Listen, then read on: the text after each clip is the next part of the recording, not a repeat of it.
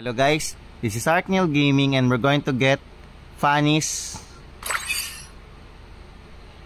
9th anniversary epic skin. So all you have to do is play every day guys. Click on the start. Click on task, claim all these anniversary points. Then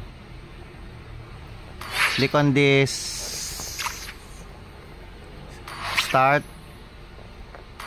click on this awaiting, then use all your points here so it can be converted into, what do you call this, the points. So you need 10,800 tokens, and you can also visit your friends to claim up to 4 times a day like this. So you got 11 from that. So if it's their limit, just move on to another friend.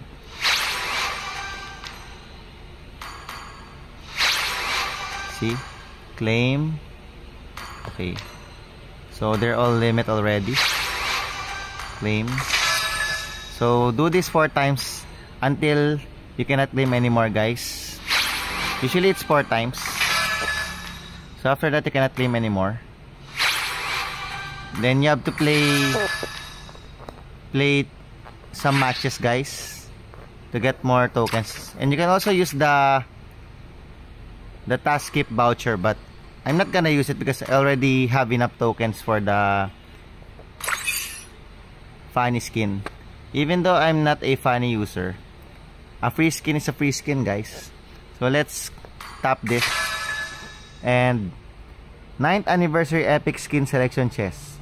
So between Fanny PAs or 9th anniversary epic skin random chest containing Dyrot Venom, Cobra, Harit, Lightborn, Inspire, Gusion, Soul Revelation, Hanabi Venom, Codename Rhino.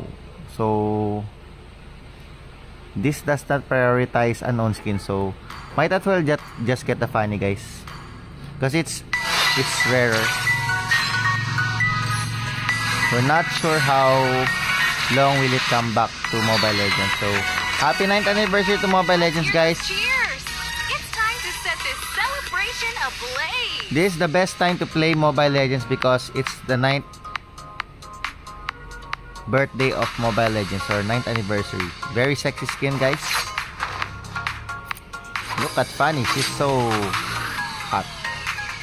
Okay, this is my 665th skin on my main account. Okay, get yours now. Thank you for watching. Bye bye.